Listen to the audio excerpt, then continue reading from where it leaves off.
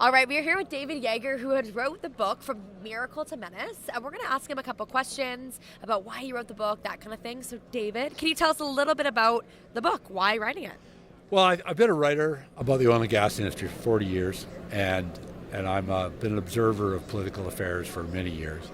And about a year ago, when the Trans Mountain Pipeline debate was on and Energy East was canceled, I looked at the state of the Canadian debate about pipelines and the oil and gas industry and declared the whole thing clinically insane. So I just sort of popped and said, you know what, I got to write a book about this. And so I did. I started last May, and I wanted to pick the title From Miracle to Menace. The miracle was all the oil and gas and all the prosperity that's created in Alberta around the world. And the menace, of course, is what they're claiming. So that's why I say Alberta, a carbon story, and it's really coal, oil, and natural gas.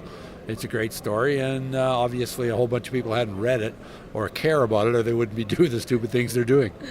So what makes this a little bit different than much of what you read, maybe in politics, maybe in everything that's going on in the news? What makes this different? What makes your book different? I wanted to do the story behind the story. Everybody knows what. You know, we know we can't build a pipeline, or the Premier of BC does this. So everybody's pretty good on what. I'm a why guy. And that's what I really wanted to do, is say, no, we know what the situation is, but I want to know why we got into this mess. What we tend to do in the oil industry, we're a bit of an echo chamber. We talk to each other.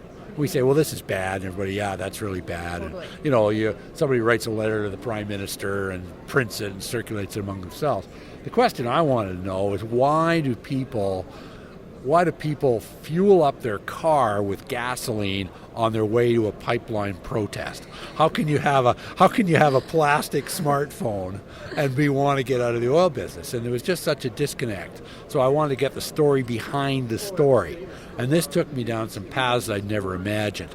And it took me down the path of the history of the climate change movement. It took me, of course, politics, the internet, and human behavior.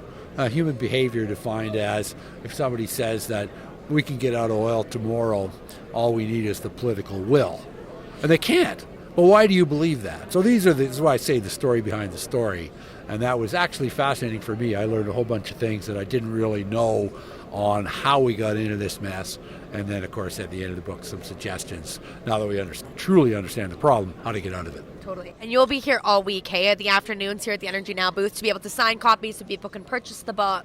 Yeah, absolutely. I've got 3 slots today, next 2 days, and I'll be here both next 2 afternoons. Talk about the book and autograph a copy if you're interested, and I'd be delighted to talk to any and all of you. I'm taking my autograph copy home. If you guys want to come and check us out, we are at the EnergyNow booth.